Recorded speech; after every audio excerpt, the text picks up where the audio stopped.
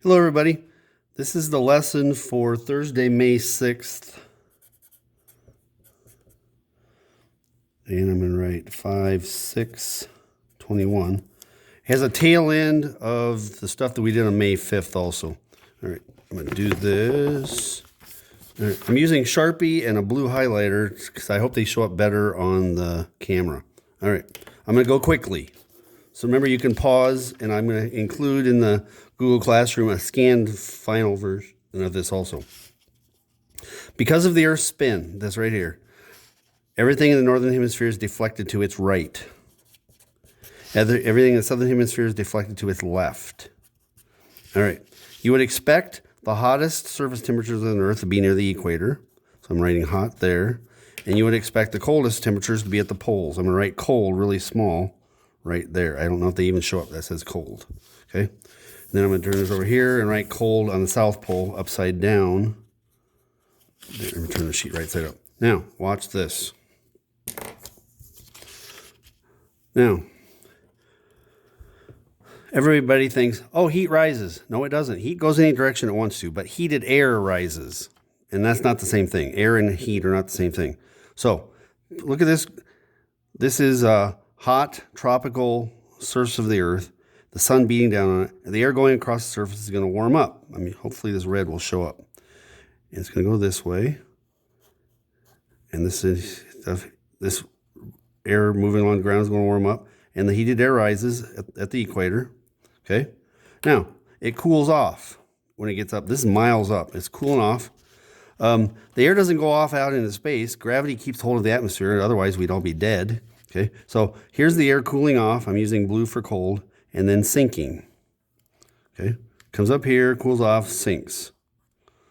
Okay? I'm going to do that same on the other side. Warm air going toward the equator, rising at the equator. Warm air going toward the equator, rising at the equator. Then cooling off and sinking. Cooling off and sinking. Okay, now while I got the blue in my hand, I'm going to do cooling off and sinking this way. These two are working together like this. We've done this convection inside the sun, inside the Earth. Now we're doing it on the outside of the Earth. Okay? That's supposed to be arrows that point that way. Okay? Now I'm going to do red going along the surface of the Earth and going up. And then up. And then blue sinking. Warm air going along the surface and rising.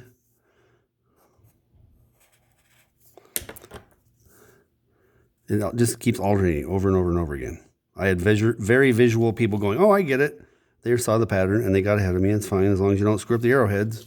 Okay. I'm going to come up here and do blue on the top, sinking, warm on the bottom, rising.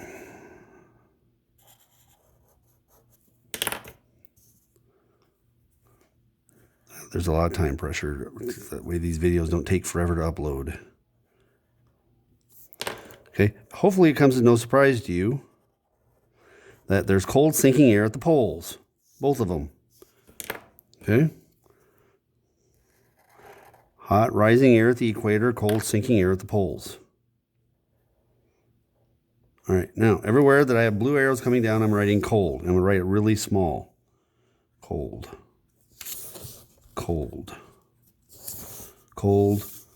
Cold. Cold. And everywhere where there's hot rising air, I'm going to go hot. I apologize for the speed. Hot. Hot. Now, unless I've screwed up, missed something, it goes hot, cold, hot, cold, hot, cold, hot, cold, hot, cold, all the way around. All right.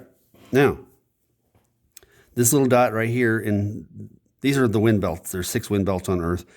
Here in this wind belt, number 2 is Albert Lee. That little dot is Albert Lee. That matters here in a little bit. Okay, now, I'm giving you the short version. If you're up to seeing some terrible, terrible, terrible, terrible stuff, this is optional. I told them about the movie Amistad. It's about a slave ship carrying slaves from Africa to America and the terrible stuff that was done to them. If you want to look up Amistad Middle Passage, it'll give you nightmares. You don't have to look at it. I joked in class that it's PG 54. I'm 54 years old, and it's hard for me to watch. Okay? It's on YouTube. And what does that have to do with this? The slave trade was made possible by these wind belts. Okay? Watch.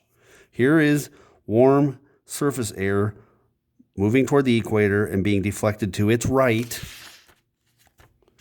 by the Earth's spin. That means the winds start to do this, which means Europeans can sail from Europe and be blown to the New World. That's what Columbus did. Okay? It means Europeans can leave Africa with slave ships full of slaves. Terrible. And these winds will blow them to the New World where their labor will be exploited. Okay? The slave trade depended on people making huge fortunes because they didn't have to pay anybody for the labor. They made very valuable stuff and they could sell it and they didn't have to pay the slaves anything. All right. Now, look at these surface winds. They're moving toward the pole and they're deflected to their right. They do this. These surface winds are moving toward the South Pole and they're deflected to their left. Okay, toward the pole, deflected to their left.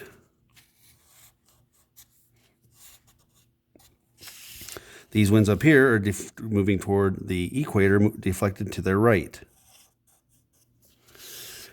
And these are moving toward the equator, deflected to their left.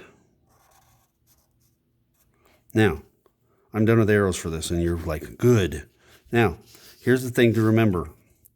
We name winds for the directions they come from. We name winds for the direction.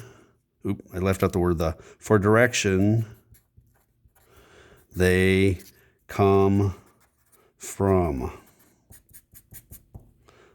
That's super important. You've written that before. You're going to need to know that. We name winds for the direction they come from. Okay? Now, I'm saving these two for last. These winds are coming from the west. They're called the westerlies. That's the wind belt we live in. This is why in Albert Lea, we watch the weather coming at us from the Dakotas or Nebraska or Kansas or Oklahoma, somewhere to the west of us. We don't watch the weather to see what's happening in Wisconsin or Michigan or New York. They get our used weather because our weather goes that way toward them. Okay.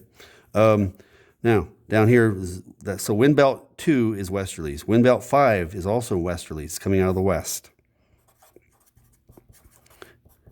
It looks like westerlies. It's westerlies, I-E-S. Okay. Up here, there's no room to write, but these come out of the east. These are called the polar easterlies.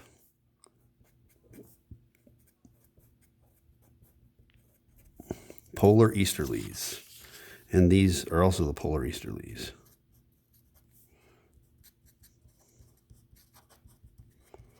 Now, the two that I skipped, their name has kind of been cleaned up because we're embarrassed by what we have done to people in our past, our history's past.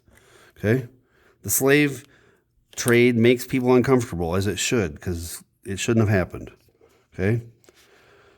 In geography, you'll hear these told, these are called the trade winds. Yeah, the slave trade winds. You don't have to write slave, but they're called the trade winds. Slave trade winds. Or the trades. It's business that was made possible by selling people and treating them worse than animals, actually. Trade winds. So it goes easterlies, westerlies, trades, westerlies, easterlies. Okay? So the Earth has 6 wind belts, 2 trades, 2 westerlies, 2 easterlies. That's how it works. All right. Now, I ruined that sheet of paper by using Sharpie, but I hope it shows up really well. Okay, because look at the back, I ruined it. All right. Now, this is on the back. Okay? Now, I told people, we were using red and blue still. We were using red and blue a lot to draw lots and lots and lots and lots of water here. Water everywhere. Water. Okay. All along the West Coast. This is North America here. Okay, water, water, water. Here's the Sea of Cortez. Okay, over here in the Gulf of Mexico, up the East Coast, water, water, water, water, water, water, water, water, water, water, water, water, water, water, water, water. Okay, now up here, it doesn't matter, it has to be in blue, but I'm writing it in blue. Canada and Mexico. Okay, here's Albert Lea. Now, and then I told them, draw a bubble big enough for 2 letters in blue with a blue arrow pointing at Albert Lea because it's going to hit us. And then up here in Canada, draw a blue bubble big enough for 2 letters with an arrow that's going to hit us. Down here in red, down in Arizona, it's a joke, Arizona, draw a bubble big enough for 2 letters with a red arrow pointing at us. It's going to hit us. Down here in the Gulf of Mexico, same thing. Red arrow going to hit us. Down here, red arrow going to hit us. All right. Then I made it a guessing game. We don't have time for that with YouTube. Okay. So I told them I was going to give them chocolate for the first person who could guess the meaning of each of the letters. This one is coded with a lowercase m and uppercase p. I didn't invent this code. Lowercase m, uppercase p. This is a lowercase c, uppercase p. Those are both blue. Hint, hint.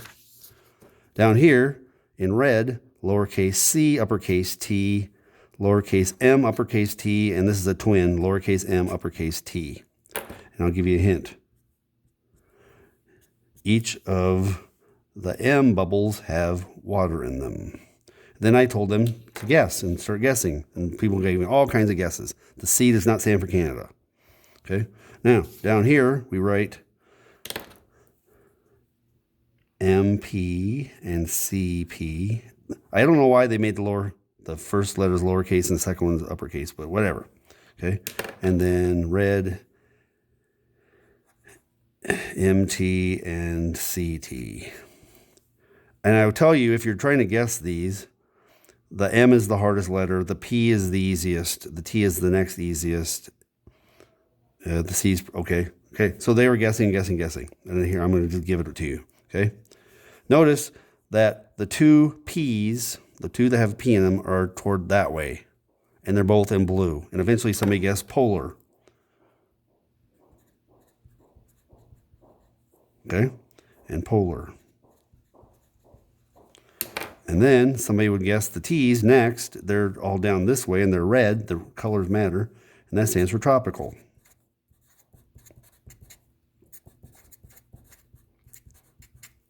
Okay.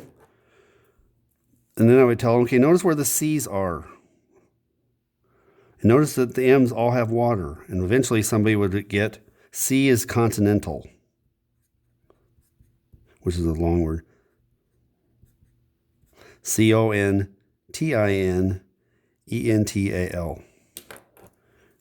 And this is continental. This is setting us up for Monday's lesson. Why we have tornadoes so much in the Midwest. Why the United States has more tornadoes than the rest of the world combined. Okay, the last one. If you'll remember back to last November, some of you, I didn't even have as students in November, okay? I don't even remember what we were doing, but on the day closest to November 10th, I did it twice because we had A-Day kids, and then the next day we had B-Day kids. We did a lesson where I sang to you 7 verses of the song, The Wreck of the Edmund Fitzgerald. I'm just going to sing the one critical verse.